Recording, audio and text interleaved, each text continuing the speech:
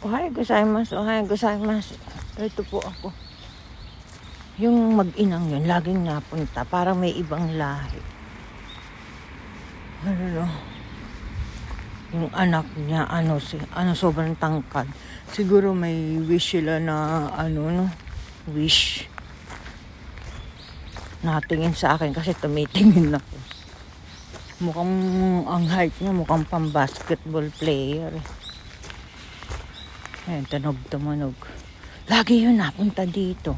Ano kayang inihiling nila? Parang panata. Lagi kong naaabutan. Ano siya? Ang tangkad ng anak niyang lalaki. Hindi kaya player yun. Mga hapon ganun eh. Pag may, halimbawa, player ka, mahihiling ka lagi yung kalusugan mo.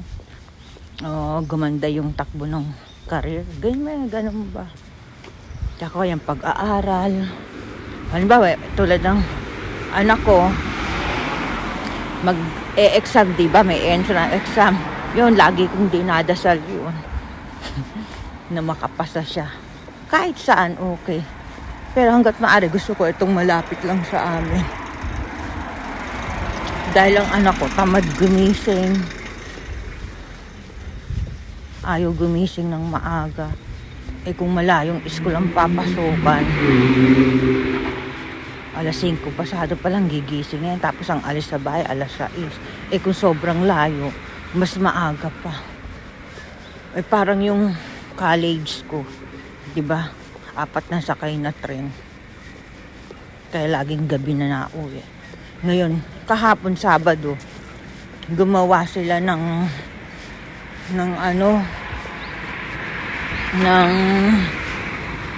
parang nag-aano ng robot. Ayun ang naririnig ko sa kanya eh. Hindi ba yung mga hapon mahilig mag-invento? Second year pa lang siya. Next year, third year na siya. Kasi yung anak ko, hindi naman sa kayabangan. Ano ang anak ko ba? May utak.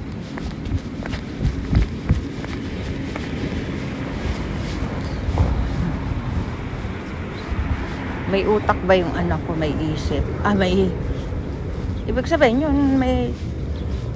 Sabihin na nga nating talino. Hindi ko sinasabing matalino. Ibig sabihin ko may talino. Kasi... Nung elementary siya, putso lang yan. Putso lang mag-aral ba? Putso pa na ba yan? Natural lang siya nag-aaral. At saka yan, yung panganay ko, maingay ako, hindi nagagawa ng assignment ng elementary. Ngayon, ang gusto niya, nung elementary siya, gagawa siya ng assignment. Dito na nga ako, ikot ako. Gagawa siya ng assignment, tuwing umaga, pagpapasok na ng school. Kaya nagbubunga nga ako. Kaya nakatanim sa 8 utak ngayon. Kasi sabi ko, mag-aral ka, huwag kang hindi mag-aaral. Huwag ka nang gumaya sa akin, tamad mag-aral. Tinan mo ko, walang natapos. Vocational lang, nag-vocational naman ako. Computer secretary. Kaya sabi ko sa kanya. Then siya, junior high school. Nag-aaral naman din, okay na. Doon na siya nagbago. Talaga nag-aaral.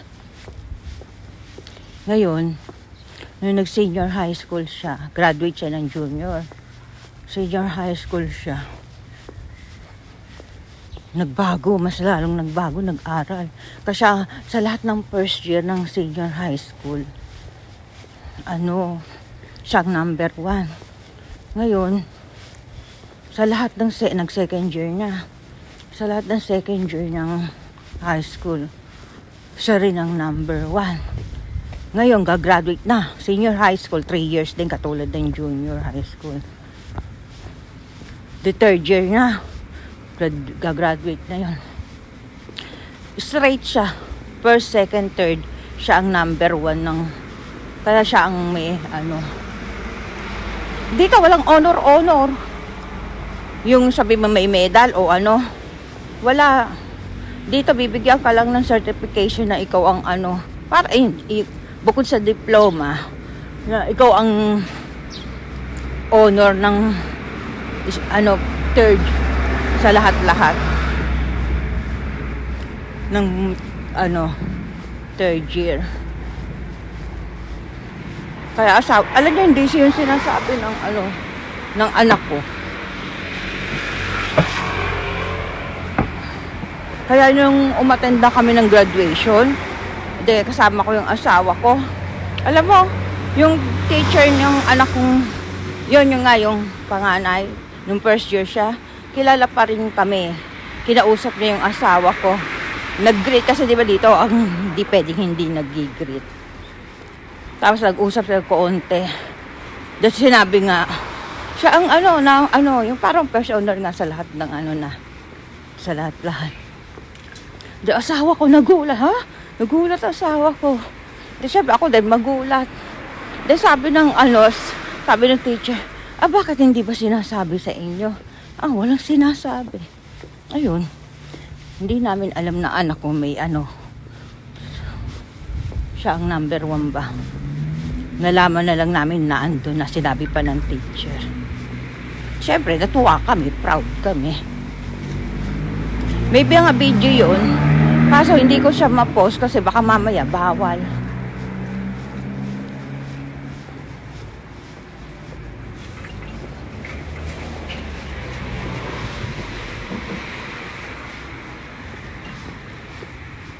Bakit sa pala yung t-shirt eh. Ay naka. Lakad-lakad pa more. Yun. Tapos ngayong college. Alzheimer's. Kaway.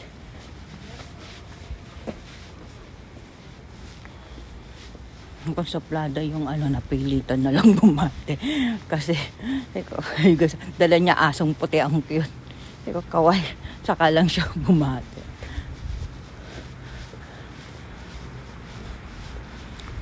De yun. Ngayong college na siya, di ba? Ewan ko kung napanood nyo yun na nag-aalala kami. Kasi dito nga, di ba sa Japan, mahal ang tuition fee. Yung tuition fee dito, pag inuwi mo, ilang million, siguro 5 million o 4 million kung iuwi mo sa Pinas. Ang mahal. 300 lapad to 400 lapad ang babayaran. Yung pinsan niya, yung pamangkin ng asawa ko, loan lang yon. Ang babayaran niya, 400 lapad. Hulugan. Ang garantor niya, asawa ko. Hindi ko nga alam na nag-garantor siya dun. Mukhang sinikreto. Nalaman ko na lang nakagraduate na. Paano ko nalaman? May dumating na notice na umpisa ng bayaran. Nasa pangalan ng asawa ko. Unang ko, kaya nangutang ang asawa ko ng gano'n. Sapat siya nangutang ng malaking pera. Saan ginamit? Syempre, hindi ko naman naintindahan lahat ng sulat hapon, kanji. Yun. Tapos tinanong ko siya. Sabi ko, ano yan? Ba't tinayig 400? Dapat saan mo dinala yan? Sabi kung gano'n. Sabi, taka. Sabi ko, ayan yung sa pamangkin niya. Siya ang garantor. Loan daw yon. Kaya yung dumating, umpisa na ng bayaran. Kasi nakagraduate na nagtatrabaho na. Kasi dito, pag nag-aaral ka pa lang, malapit na ang graduation mo, maghahanap ka na ng trabaho. Ihahanap ka kung saan ka pwede. Mag-e-exam ka, interviewin ka, mag-a-apply. Pag nakapasa ka, di pagka-graduate mo, may trabaho ka na agad. Yun siya, ganun ang nangyari. Kalimitan ganun. Ngayon, nagtatrabaho sa pabrika. Ewan ko kung anong posisyon. Ngayon, nagre-reklamo daw. Kasi gusto daw lagi nung mga siguro leader, mataas sa kanya. Laging mag-overtime, maka-busy. Ayun. Nagre-reklamo, ayaw daw mag-overtime. Kaya namang problema yung hipag ko. Kasi bata pa, syempre umpisa pa lang first time. Eko, buti na lang yung anak ko. Kasi yung ano niya, yung anak niya, nag-part-time naman yan. Service crew sa pagkain. Pero kung tutusin, kung sino-sinong tao nakikita niya, halubilo niya eh. Sabagay, walang overtime yun. Kaya siguro siya, first time siguro yung mga overtime, whole day kang nagtatrabaho, tapos may overtime. Gabi-gabi. Ayaw, nagre-reklamo. Yung anak ko naman, di ba yung first year high school siya ng college, naghanap na siya ng part-time job. Ayun, tutor, nag-tutor siya ng mga estudyante. Yung mga bata, hanggang senior high school. Tinanggap siya, kasi nga maganda yung grades niya, tsaka may ano siya eh. May siya number 1 nga, di ba? Tutor. Ngayon, ang liit ng sahod, tsaka minsan lang, kasi minsan lang hindi siya pwede mag-araw-araw. Minsan na nga lang siya magtrabaho, kalimitin ng oras. 1 hour, pinakamahaba, 2 hours. 1 week, 1 time. Minsan wala pa, minsan 2 times nga. Just kaya sa 1 month, magkano lang sweldo mo? Siyempre, anak ko nag-iisip na. Naka 1 year siya doon. Tapos nagpaalam na siya. 1 year ba? 2 years? 1 year? 1 year ata. 1 year nga. Kasi nagpaalam siya na aalis na. Ngayon, naka 1 year siya. Sabi niya, sige, tumigil ka sa gantong yung stinakto sa 1 year niya. Ngayon, yung nagpaalam na siyang siya, nakapag-apply na siya sa iba. Ngayon naman, sa mga gamot, parang grocery, yakyo, parang mercury drug yung Watson. Sabi ko, ako, mahilig ako mag-alala. Ayun, dito sa malapit lang, buti pumayag. Minsan naman nakikinig yung anak ko sa akin. Sa malapit na lang, pagod ka kasi galing sa school, ang layo ng school mo. Kung magpa-part-time ka sa malayo, mas pagod ka, paano ka pa makaka-uwi? Hindi dito sa malapit. Ngayon, pag walang pasok ng ilang, halimbawa summer, ganon.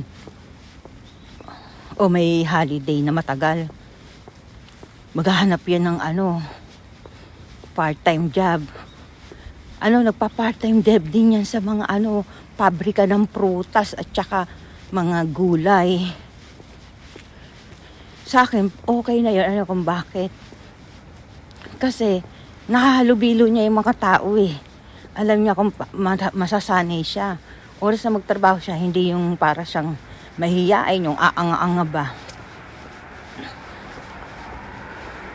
Yung maiilang. Ngayon, syempre, sa pabrika doon, may ibang mga lahi daw. Sabi ko, may mga lahi ba? Ibang lahi? Sabi niya, oo.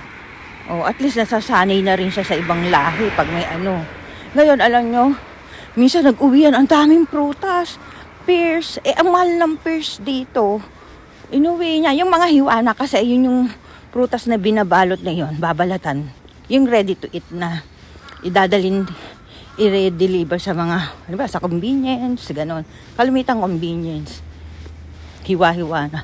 Ngayon, alam nyo, may reject daw. Siguro, nagkahalo-halo daw. Kasi dito sa Japan, halimbawa, yung prutas na ito, mamahalin to. Ito yung pangkaraniwan. Ito yung ganon. Ang nangyari daw, napaghalo-halo. Kaya ni-reject nung nakakataas. Kaya lahat ng mga empleyado, pinag-uwi. Ang anak ko, nagulat ako, inuwi 10 pesos. Lahat daw 10 pesos. Dinagulat kami. Sabi ko, buti nabigyan ka kasi, kumbaga hindi siya regular doon, lang siya part-time kung kailan lang pwede. Sabi niya, wala, binigyan. Sabagay, hapon naman siya. Ibang lahi nga binigyan.